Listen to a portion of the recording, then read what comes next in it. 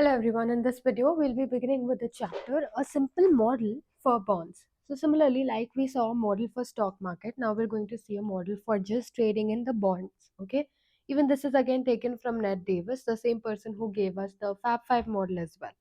So learning objectives are categorizing each of the four indicators in Zweig's original model as internal or external, and categorizing the additional indicator in the modified version as internal or external, and following a mean reversion.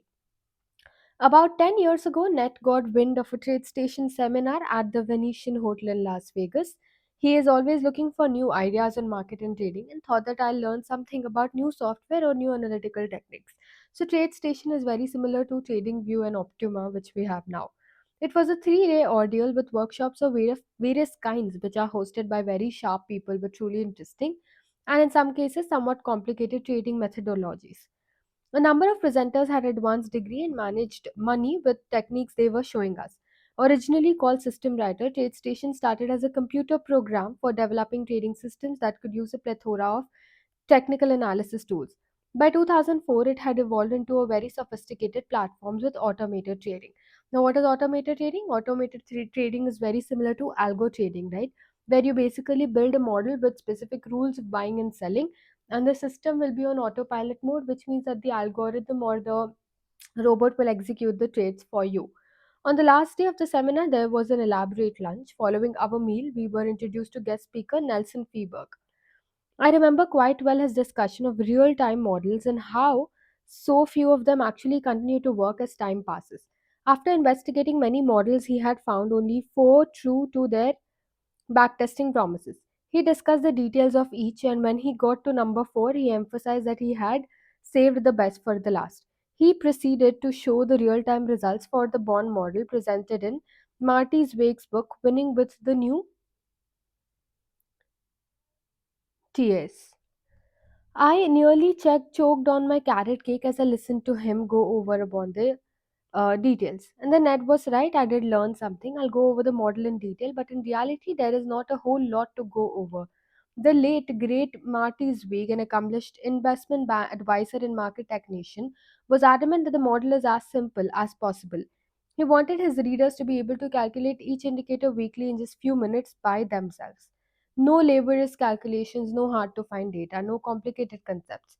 As he pointed out in his book, we tried to keep the model as simple as possible while adhering to two of my key principles, which apply in the stock market as well: staying in gear with the tape and gear with the Fed. Fed is basically the Federal Reserve. Ned and I had our own guidelines, but Marty had the final say. Since the book was about individual retirement accounts, it would have been nice to have developed the model with something tradable like bond mutual fund. But there was a dearth of historical mutual fund data, so we instead used Dow Jones 20 bond average, which had the weekly history of going back to 1965.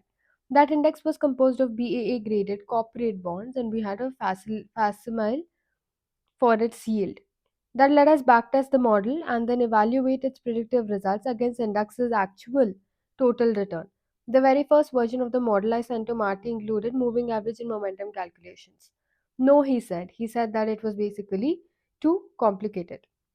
So I made it simpler. Here are the model's original four indicators. The short-term slope of the Dow Jones 20 bond average. This is the short-term slope. Buy when the index rises from bottom by 0.6% and sell when the index falls from by 0.6%. That is the first criteria. The longer-term slope of Dow Jones 20 bond moving average. Buy when the index rises from bottom by 1.8% and sell when it falls by 1.8%. So short term is 0.6% and the double and then the longer term is 1.8%. Changes in discount rate.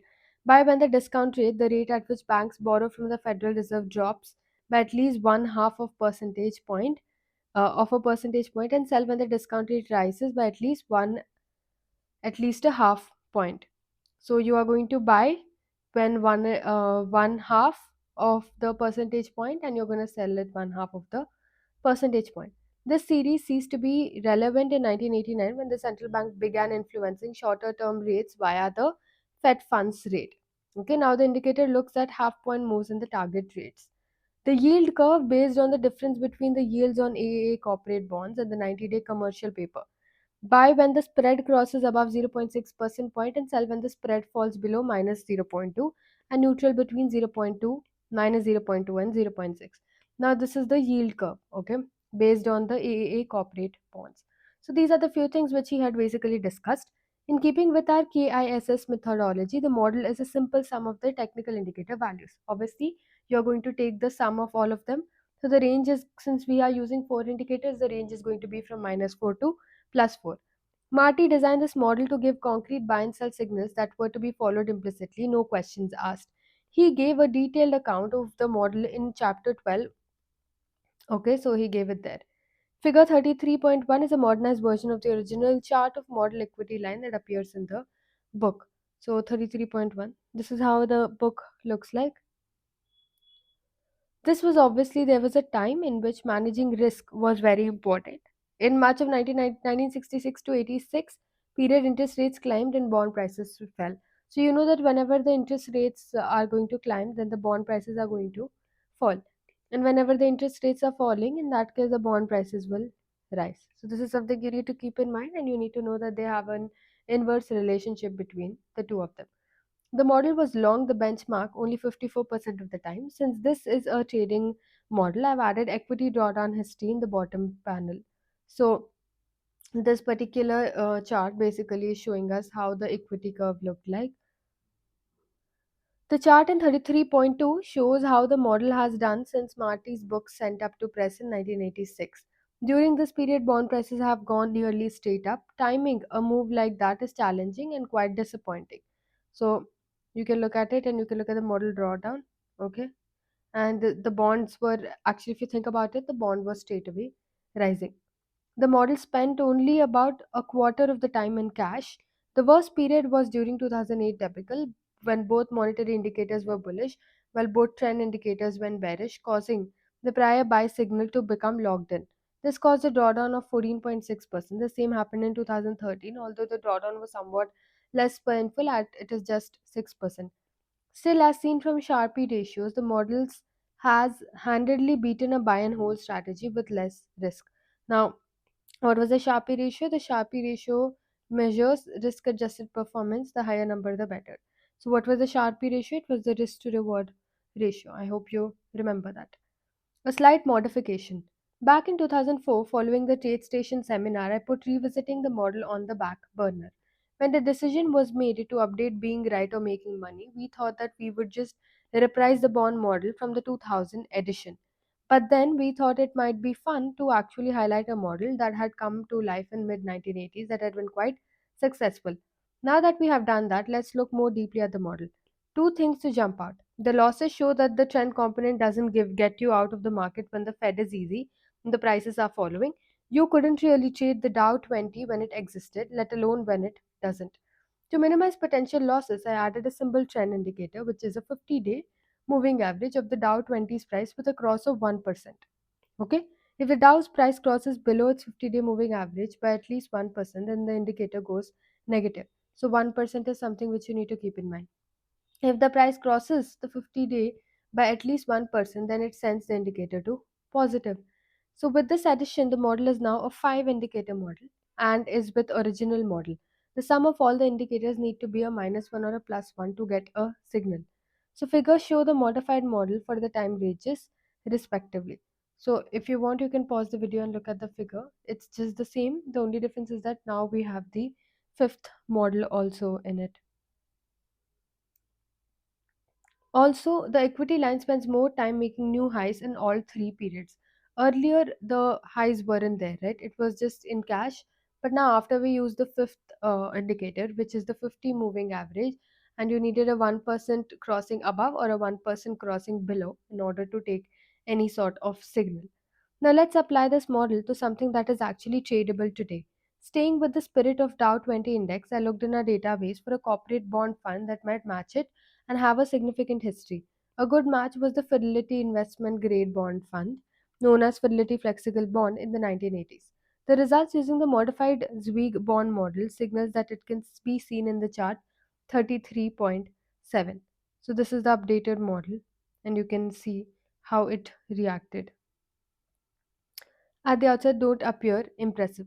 But remember that we have been dealing with a very strong bond market during the time frame covered in 1986 and 2014. What is significant is that the model does work as reflected by higher Sharpe ratio, lower drawdowns, and increased time spent long. For those of you who really like to trade, we found over the years that a decent model built for one index can produce surprising results when applied to another that is highly correlated but more volatile. So, for example, if you're trading the Indian markets right now, as you know, Bank Nifty is not there for weekly expiries. But if Nifty is going up, then Bank Nifty also more or less usually goes up. So, if you see that the volatility in Bank Nifty is higher as compared to Nifty, figure 33.8 shows the same model in 33.7 calculated in the price of SPDR bond ETF instead, with the result of total. Okay. A note for those who have Marty's Weeks winning with new IRAs or plan to obtain it. In it, Marty did a great job explaining this model. His book includes numerous details, tables, and charts to accompany the dialogue. However, he writes that the buy signal comes at plus 3 and a sell signal at minus 3. This basically is an error. In reality, all the results summarized are based on the signals at minus 1 and plus 1. Since Marty's book was published, the Dow Jones 20 has morphed into Dow Jones Equal Weight US Issued Corporate Bond Index, and it can be found everywhere. In sum, the Zweig bond model shows that keeping it simple can pay off. Marty Zweig knew that, that's why he approached. The basic principles were true. Don't fight the tape and don't fight the Fed. Okay, give me a second. I'm just checking the book and seeing if we have any more pages because I remember that we probably had something else.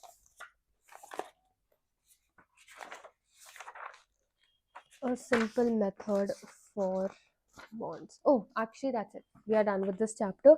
This was a short and a simple chapter. So, here, what you had to know was basically the fifth thing which they included in the particular chapter, the 50 moving average. Earlier, 50 moving average wasn't there, and you need to know the short term slope, right? 0.6%, then the longer term slope, which is 1.8%, changes in the discount rate, and the rate at which banks borrow. So, whenever it drops by at least 0.5%, then what are you going to do? You are going to buy. And when it is increasing, you are going to sell. And then you are going to see the yield curve, and you need to see the spread of the yield curve. If the spread crosses 0.6, you are going to buy. If the spread falls below minus 0.2, then you are going to sell. So that is it with this chapter.